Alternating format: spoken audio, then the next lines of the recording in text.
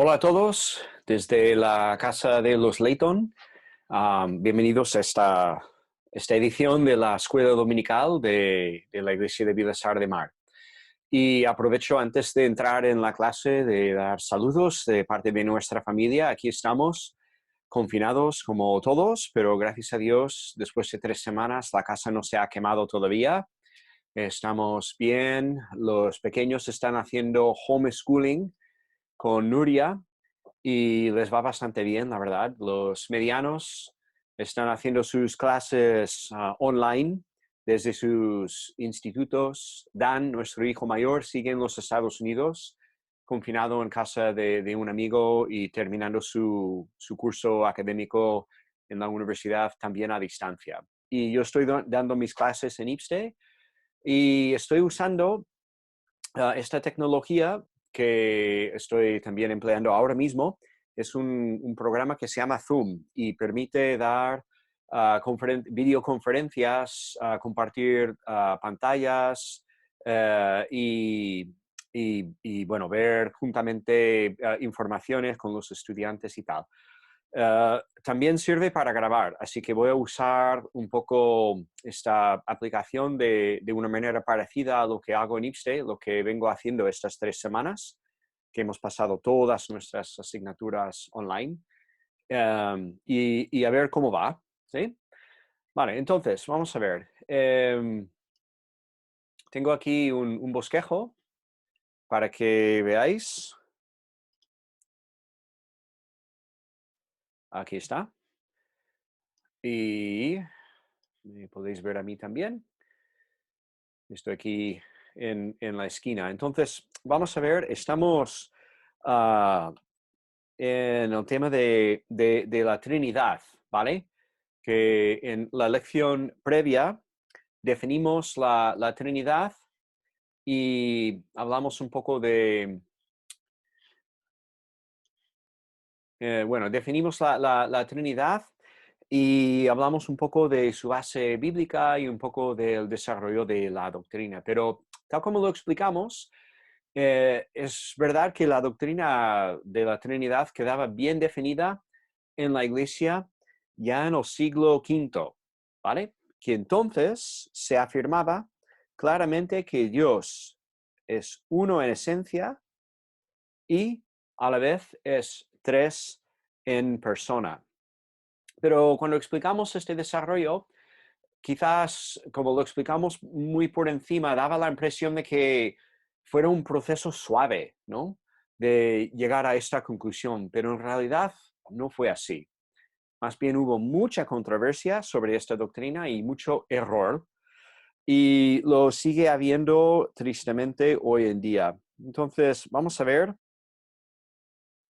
un poco. Vamos a ver algunas negaciones de la Trinidad en esta mañana. ¿Qué ocurre? Pues hay dos realidades que están en tensión, ¿vale?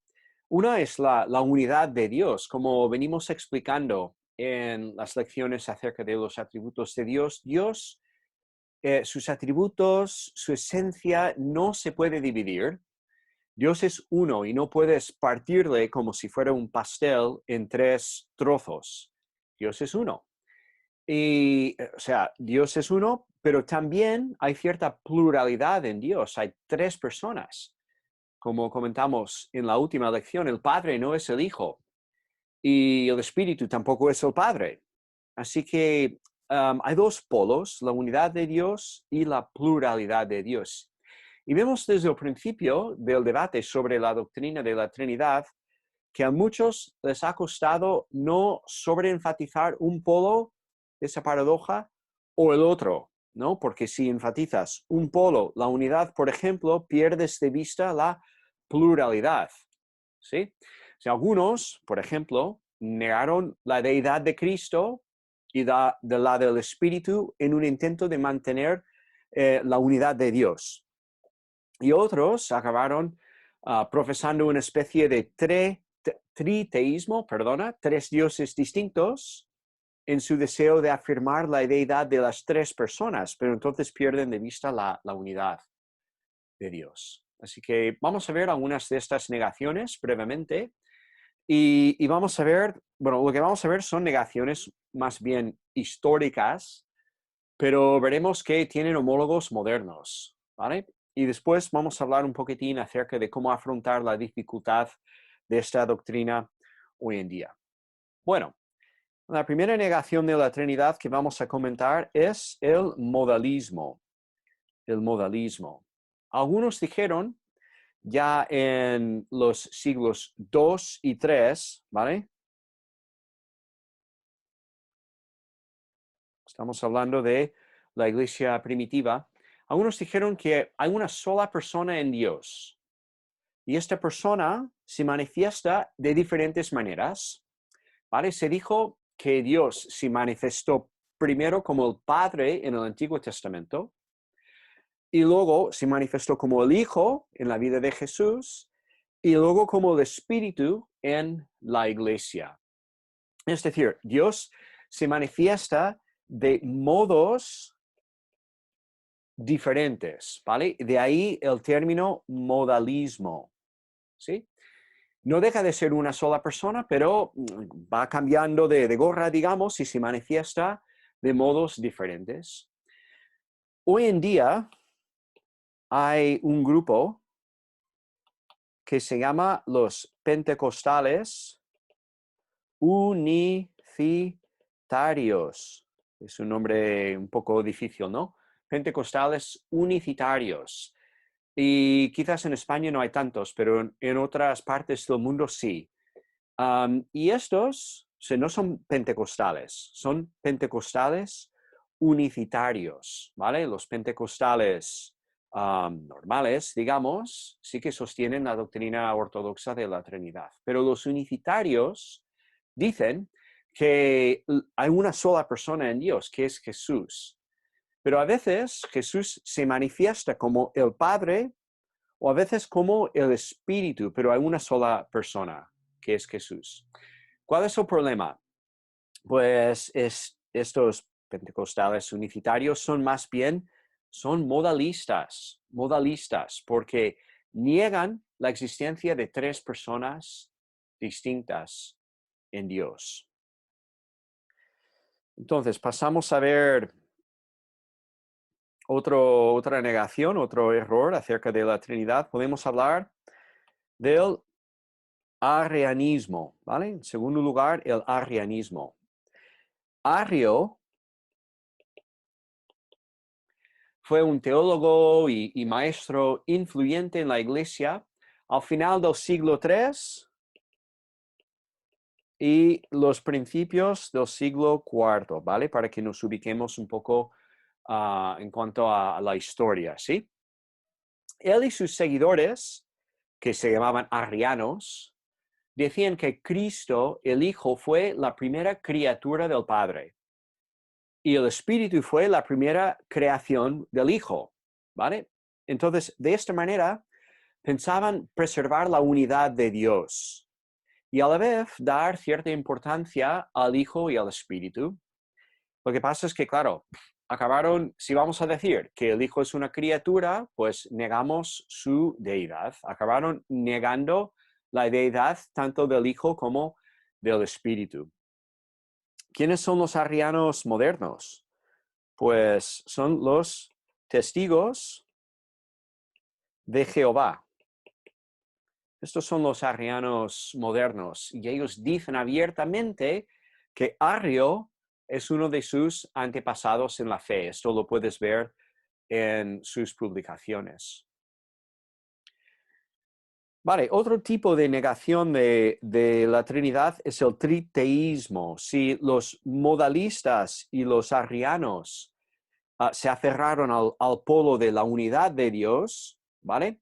Los triteístas se aferran a la pluralidad que hay en Dios. Y no hay tanta incidencia del triteísmo en la historia de la Iglesia, pero un ejemplo que podemos citar, bueno, para citar un ejemplo, simplemente podemos hablar de ya en la Edad Media,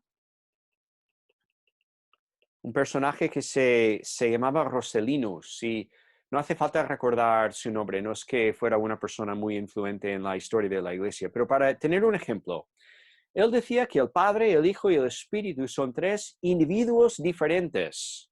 Son tres individuos diferentes como pueden ser tres seres humanos, ¿vale? Um, él decía que son uno en nombre, ¿vale? Y son uno porque trabajan juntos en un equipo, digamos, ¿vale? Que los tres trabajaban juntos persiguiendo las mismas metas, ¿vale? Y su unidad consistía en esto. ¿Cuál es el problema con plantear la cosa así de esta manera?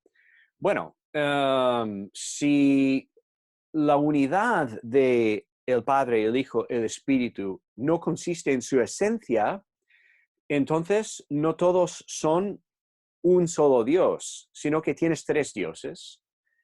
Rosellinus diríamos que cayó en el error del triteísmo. Tres dioses, no una trinidad, sino tres dioses distintos. Hoy en día no es exactamente lo mismo, pero tenemos un homólogo a este error en los mormones, ¿vale? Porque los mormones sí creen que Jesús es divino, pero dirían que es un Dios. El Padre es un Dios, Jesús es un Dios y tú también puedes llegar a ser Dios. Entonces, eso es para explicarlo en otro momento, ¿no? Más detenidamente. Pero los mormones podríamos decir que son politeístas, que tienen muchos dioses. Y por último vamos a comentar el error trinitario, digamos, de la teología liberal, ¿vale? ¿Qué es la teología liberal? Pues la teología liberal propone una religión no basada en autoridad externa, ¿sí? Es decir, no creen que la Biblia sea divinamente inspirada. Entonces, en círculos liberales se puede concebir del Hijo y del Espíritu como poderes de Dios que moran en el hombre, ¿vale? Entonces, lo que nosotros diríamos tres personas en la Trinidad, ellos dirían que el Padre es Dios, pero el Hijo es más bien el poder de Dios que se manifestó de manera especial en Jesús. Y el Espíritu es el poder de Dios que se manifiesta de manera especial en la iglesia, ¿vale? Y la teología liberal o los teólogos liberales suelen decir que la Trinidad fue más bien una imposición de pensamiento griega, de filosofía griega, sobre la tradición cristiana original, ¿vale? Bueno, vamos a dejar la explicación de los errores trinitarios aquí y vamos a pasar a hablar un poco de por qué la gente llega a negar la Trinidad. ¿Por qué? ¿Sí?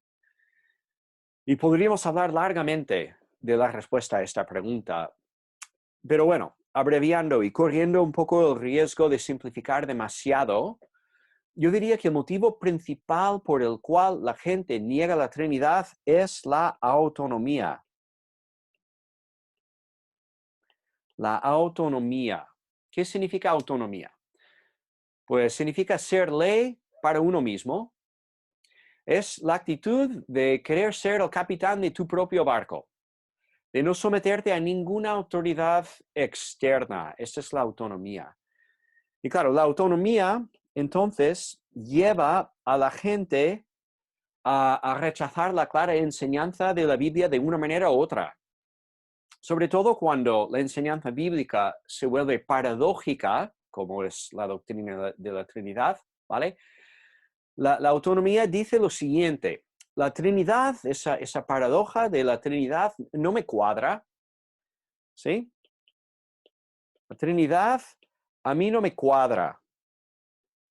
Así que no lo acepto y lo voy a reemplazar con otra idea de mi propia creación. Entonces, claro, la autonomía en efecto impide a la gente a recibir todo lo que la Biblia dice, ¿sí?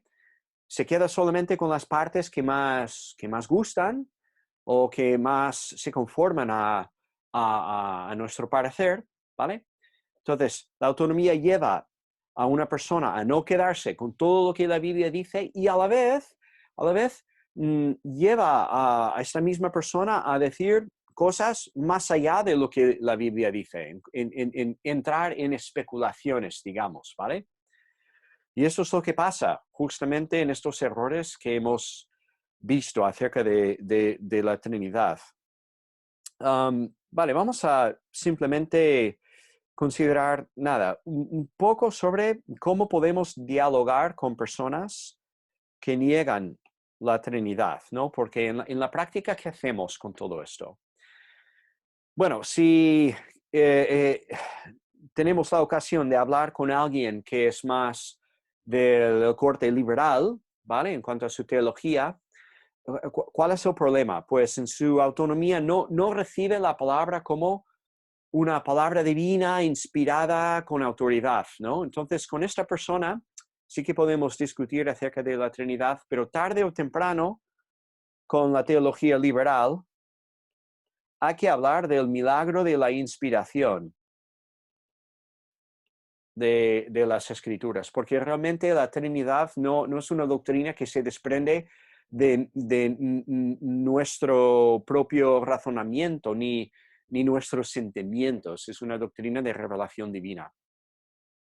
Pero bueno, quizás es más probable que nos topemos con, bueno, un pentecostal unicitario, no hay demasiados en España. Mormones los hay, pero no tantos. Lo que sí hay en España son los testigos de Jehová. Y los vemos pues bastante a menudo. Pues ellos, su negación de la Trinidad, detrás también de esta negación es la autonomía, pero es de una forma más explícita. Si los liberales dicen, ya de entrada no aceptamos la Biblia como la palabra de Dios, los testigos de Jehová sí afirman la inspiración y la autoridad de la Biblia. No obstante, claro, se basan en textos sacados de sus contextos y no acaban tampoco de recibir todo lo que la Biblia dice, todos los datos bíblicos acerca de la persona de Dios. Entonces, cuando hablamos con ellos, creo que podemos usar el principio que definimos al principio de esta serie, que la teología buena, o sea, cuando pensamos bien acerca de Dios, no podemos, o para pensar bien acerca de Dios, no podemos solamente aceptar y creer las porciones de la Biblia que nos gustan. Más bien tenemos que creer toda ella y tenemos que confesar todo lo que la Biblia dice. Tenemos que asimilarlo todo en nuestra teología. Entonces, en el caso de los testigos de Jehová, quizás si algún día tienes la ocasión de hablar con uno de ellos, puedes decir, mira, haces bien en reconocer que Jesús no es un ser humano normal, porque hasta aquí llegan, ¿sí? Reconocen que Jesús es un ser especial. No obstante, deben ir, puedes decir al testigo de Jehová, debes ir un paso más allá y reconocer que hay más datos bíblicos, que en muchos lugares del Nuevo Testamento se coloca a Jesús, se le coloca en al mismo nivel que el Padre. Y aquí hay un texto que justo leí esta semana con mis estudiantes en IPSTE de Filipenses 2, donde Pablo dice que debemos doblar la rodilla delante de Jesús. Eso es al final de un himno precioso que Pablo incluye en su discurso de Filipenses 2. Dice, para que en el nombre de Jesús se doble toda rodilla de los que están en los cielos y en la tierra y debajo de la tierra. Claro, doblamos la rodilla solamente y únicamente delante de Dios, no delante de ninguna criatura. Entonces, a la hora de leer este texto, también, pausa, también el mismo texto, si seguimos en el 11, el versículo 11, Pablo también dice que la exaltación de Jesús es también para que toda lengua confiese que Jesucristo es Señor, Señor, esta palabra que se usa una y otra vez en el Antiguo Testamento para traducir la palabra Yahvé. Jesús es el Señor. Jesús es Dios. Iguala en su esencia y sus atributos al Yahvé del Antiguo Testamento. Delante de él doblamos la rodilla. Hay una sola conclusión que podemos sacar de esto, de este texto de Filipenses 2, y es que Jesús es Dios, ¿no? Entonces, claro, se trata a la hora de dialogar con personas que niegan la Trinidad, pues se trata de animarles a que si realmente quieren someterse a la revelación bíblica, tienen que someterse a toda ella y tienen que resistir la tentación de sacar textos de su contexto, de reemplazar la clara enseñanza de la Biblia con sus propias especulaciones, ¿sí? Y si realmente quieren someterse a la revelación bíblica, deberían confesar la Trinidad. Bien, vamos a pasar a otro punto. Vamos a hablar de algunas analogías y ejemplos que a veces intentamos usar para explicar la Trinidad, ¿sí? Bueno, muchos en la historia de la Iglesia han intentado explicar o arrojar algo de luz sobre la doctrina de la Trinidad con varias analogías. Y intentan pues encontrar elementos de nuestra experiencia terrenal que ilustra cómo es la Trinidad. Pero nuevamente, a la hora de hacer esto, nos topamos con la paradoja. La paradoja, ¿no?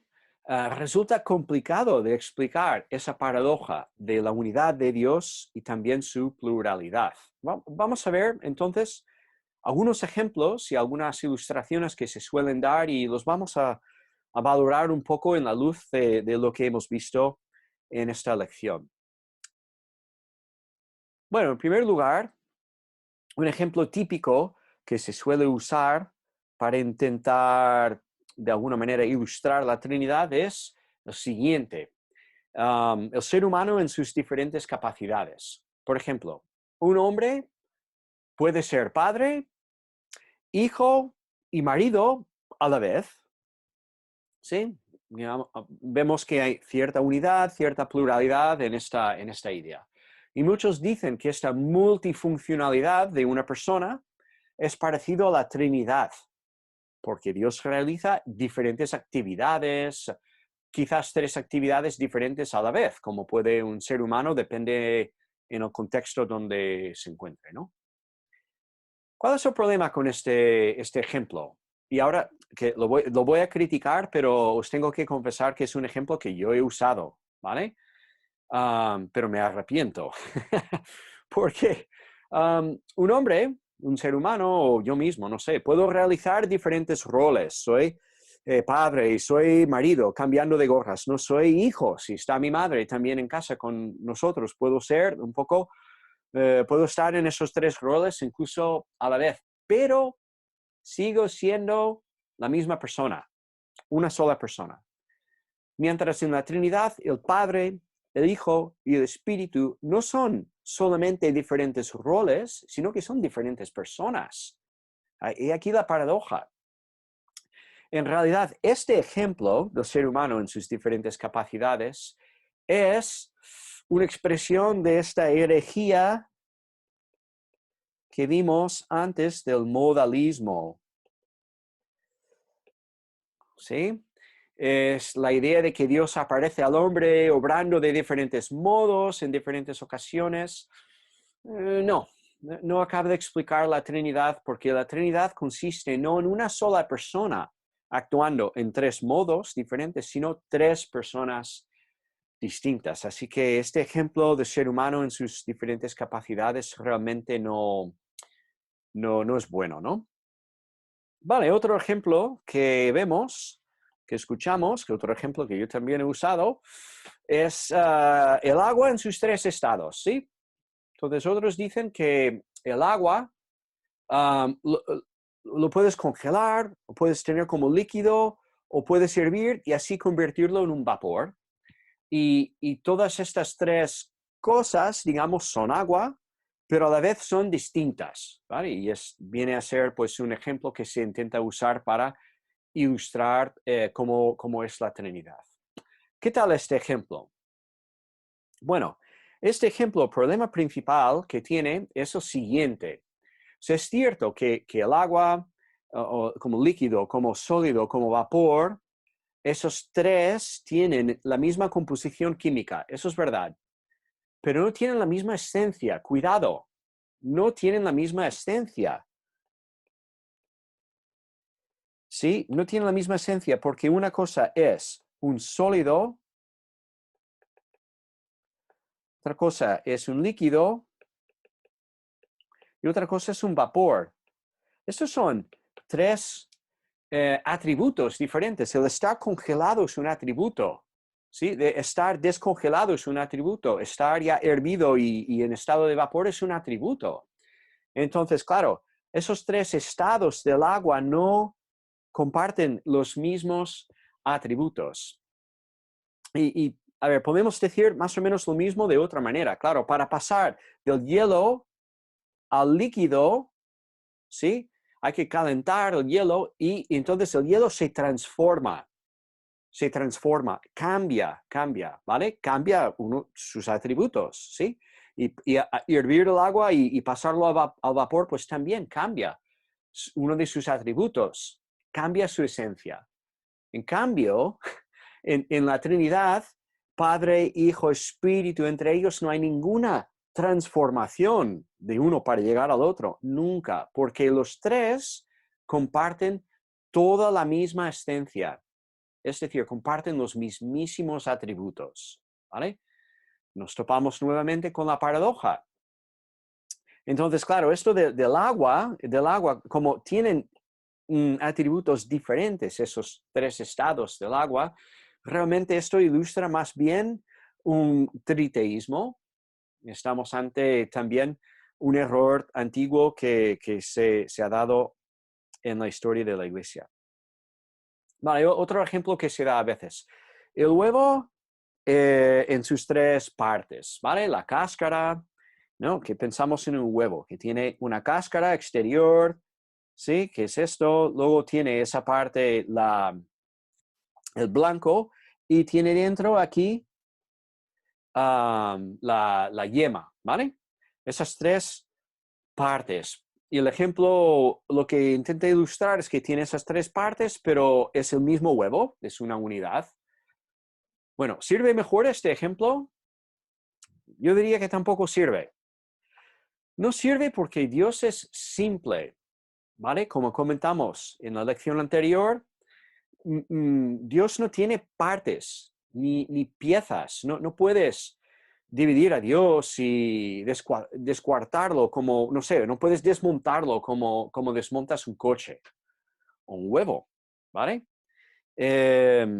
O sea, un huevo puedes separar sus partes, sus componentes, pero Dios no es así, no se puede dividir. Y la cáscara aquí, la parte exterior dura, no es el huevo en su totalidad, es solo una parte. Y el blanco y la yema, claro, son componentes que se pueden separar. Pero el Padre, el Hijo, el Espíritu no son así. Y como dijimos, Dios no es un pastel que se puede dividir, no tiene partes, no tiene piezas. Entonces, este ejemplo del huevo, pues tampoco funciona a la hora de intentar ilustrar la Trinidad.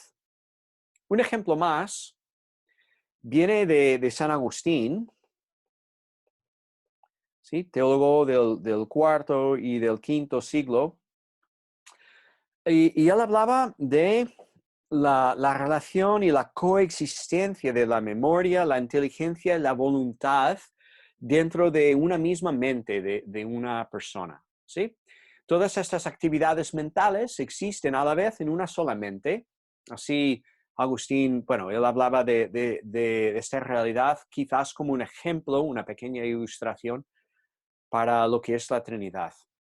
Ahora, yo creo que este ejemplo es un poco mejor, pero tampoco acaba de funcionar, porque por un lado, memoria, inteligencia y voluntad no reflejan personalidad, no son tres personas, ¿sí? Son más bien tres actividades mentales, ¿vale?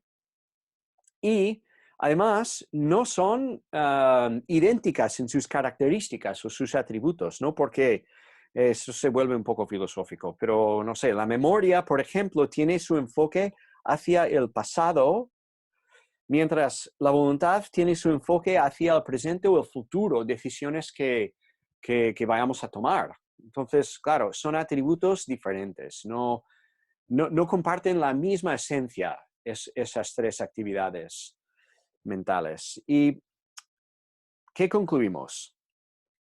Bueno, todo esto, bueno, ya habéis visto que cuando cuento estos ejemplos y los valoro me río un poco porque yo mismo los he usado en un momento u otro y es muy común hablar, no sé, en la escuela dominical con los niños, intentando un poco dar una ilustración, ¿no? Pero yo diría que lo mejor que podemos hacer es simplemente definir la doctrina de la Trinidad, que Dios es uno en esencia y es tres en persona, y no ir más allá intentando remover la paradoja o el misterio, ¿no? Porque, ¿por qué lo digo? Porque en la Biblia encontramos algún ejemplo de la Trinidad. Yo diría que no, ningún ejemplo. La Biblia sí que nos da tres nombres para hablar de las tres personas en la Trinidad. Y esto nos ayuda porque vemos que, a ver, el Padre no es el Hijo, ¿sí? Y lo que hablamos de la generación eterna y tal, y claro, hay una distinción eterna entre el Padre y el Hijo, pero aún así vayamos con cuidado porque cuando hablamos de Padre, Hijo, bueno, estos dos concretamente, son nombres, pero tampoco son un ejemplo. Porque, claro, si pensamos que el Padre engendra a su Hijo, como yo he engendrado a mis hijos, acabamos con un Jesús que es criatura del Padre. Así que vayamos con cuidado. Mi recomendación es definir claramente lo que podemos acerca de la Trinidad y no tratar de remover la paradoja. Vamos a hablar, antes de concluir, de un poco de aplicación. ¿Sí? ¿Cuál es la importancia práctica de la Trinidad? La Trinidad es una de las doctrinas que distingue el cristianismo de las otras grandes religiones del mundo, porque el Islam y el judaísmo tienen un Dios en que no hay pluralidad, ¿sí? Que no tienen ninguna Trinidad, ¿sí? Y por otro lado, el hinduismo, depende cómo lo entendemos, pues tiene millones de dioses y carece de unidad. Tiene pluralidad, pero no tiene unidad. La Trinidad guarda y conserva la unidad y la pluralidad que hay en Dios. Y esto se encuentra solamente en el cristianismo, ¿vale? Pues también es una doctrina de las pocas en la cual las ramas, digamos, del cristianismo, hablando históricamente, en que las ramas están de acuerdo, la Iglesia Católica, la Iglesia Ortodoxa y los protestantes. Entonces, a ver, esta doctrina es un principio básico del cristianismo. Pero bueno, como dijimos en la lección anterior, hoy en día no se suele atribuir demasiada importancia a la Trinidad. ¿Realmente es importante? ¿Qué significa para nuestra vida cotidiana como creyentes? Bueno, vamos a intentar contestar brevemente esta pregunta con algunas aplicaciones, ¿sí? En primer lugar, la Trinidad asegura la comunicación con Dios, ¿vale? ¿Cómo podemos saber cuando oramos que Dios nos escucha? ¿Cómo podemos estar seguros que es personal, capaz de recibir nuestra comunicación y contestarnos de forma inteligente? Bueno, en el fondo la respuesta a esta pregunta es nuevamente la Trinidad. La Trinidad, porque la personalidad se expresa en relaciones. Concretamente, seres personales expresándose de manera consciente con otros seres personales y conscientes. Y fijaos que la Trinidad, Dios, la Trinidad es eterna, lo cual significa que Dios ha estado expresando su personalidad desde toda la eternidad. Dios siempre ha estado relacionándose consigo mismo en el contexto de la Trinidad. O sea, la comunicación de Dios, la posibilidad de hablar con Él, de escuchar de Él, su personalidad no depende de su relación con nosotros, sino que depende de su relación eterna consigo mismo. Dios no es un Dios solitario, es eternamente personal, eternamente comunicativo y no tiene ningún problema a la hora de escucharnos, a la hora de hablarnos. Esto es parte de su ser, la Trinidad, la personalidad y la comunicación es inherente en Dios y no depende ni de nosotros ni de la creación. Entonces podemos estar seguros que Dios nos escucha cuando oramos en el fondo por la Trinidad, gracias a la Trinidad. Pues la Trinidad también es necesaria para la salvación. ¿Podríamos ser salvos si no hubiera una Trinidad? Creo que la respuesta bíblica es no, porque cada miembro de la Trinidad tiene su propia contribución única a la obra divina de la salvación. El Padre tiene que ser Dios, porque si no, no puede decretar y planificar nuestra salvación. El Hijo también, Padre tiene que ser Dios, el Hijo tiene que ser Dios también, porque si no, no puede ejercer como Mesías. Esto no es difícil de entender. Uno de los argumentos más antiguos a favor de la deidad de Cristo es este. Es Dios que salva a lo largo de todo el Antiguo Testamento. El que salva es Dios. Entonces, un mero carpintero judío, un mero ser humano, no puede salvar. Si Jesús es el Salvador, si es el Mesías, es porque es Dios. El Salvador tiene que ser divino y Jesús lo es. Luego, el Espíritu también tiene que ser divino porque es omnipresente.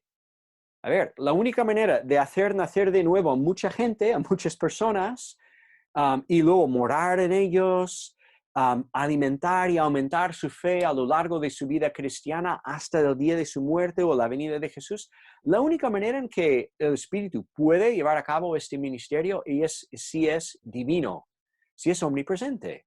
Si no, es imposible que esté con todos nosotros a la vez. De modo que realmente nuestra salvación depende plenamente de la doctrina de la Trinidad. La Trinidad es necesaria para la salvación. Y lo último que vamos a comentar hoy es lo siguiente, la Trinidad en la alabanza. La Trinidad en la alabanza. Realmente, en vez de frustrarnos, la Trinidad debería llevarnos a alabar más a Dios, porque cuando pensamos en la Trinidad contemplamos la maravilla del único Dios. El único, es uno en su esencia y subsiste a la vez en tres personas. Y esto nos debe llenar de asombro. Es una verdad gloriosa, va mucho más allá que nuestra experiencia, nuestra comprensión y nos da una visión de la belleza de su ser. ¿Vale? Los creyentes primitivos entendían esto y confesaban la Trinidad en su alabanza. Esto lo vimos en 2 Corintios 13, por ejemplo. Al final de 2 Corintios,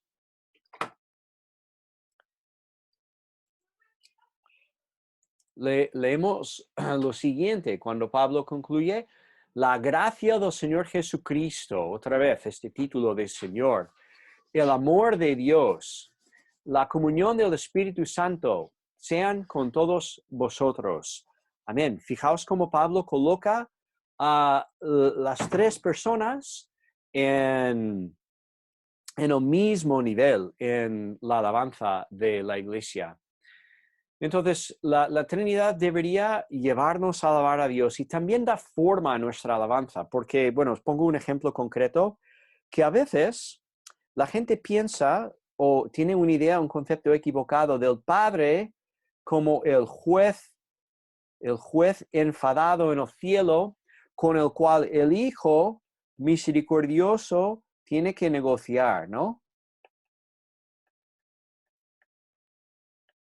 ¿Vale? El Padre es justo y airado y es el juez, y el Hijo es el mediador misericordioso. Y entonces, claro, como sentimos como podemos como acercarnos más a Jesús quizás que al Padre, pero la Trinidad nos recuerda que cada miembro, cada uno de los tres, comparte toda la esencia divina. Por lo tanto, el Hijo sí que es amor, es misericordia, etcétera, pero el Padre también. De hecho, cuando Pablo, por ejemplo, habla del amor de Dios, habla concretamente del amor del Padre. Así que cuando alabamos a Dios, agradecemos a los tres en la alabanza por su amor, su misericordia y su gracia. Pues vamos a dar una conclusión. La Trinidad es un misterio necesario. Y es un misterio porque no sabemos cómo los tres son uno. No podemos resolver la paradoja de la unidad y la pluralidad de Dios. Sigue siendo una paradoja, un misterio, lo cual no nos debe sorprender. Dios es Dios y nosotros somos criaturas. Para Él esto encaja perfectamente.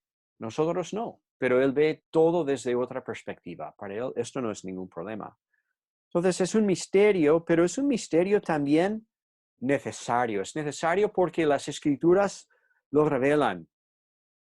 Es necesario porque sin la Trinidad Dios no tiene una manera de expresar su personalidad desde toda la eternidad.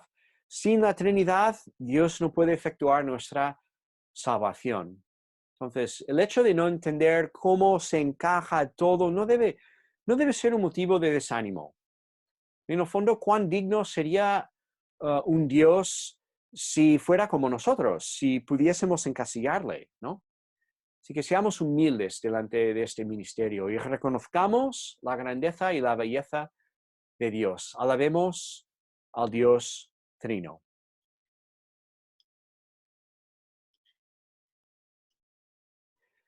Pues espero que os haya gustado esta lección de la escuela dominical. Espero que haya sido útil un poco la manera de presentar la clase con la pizarra y demás.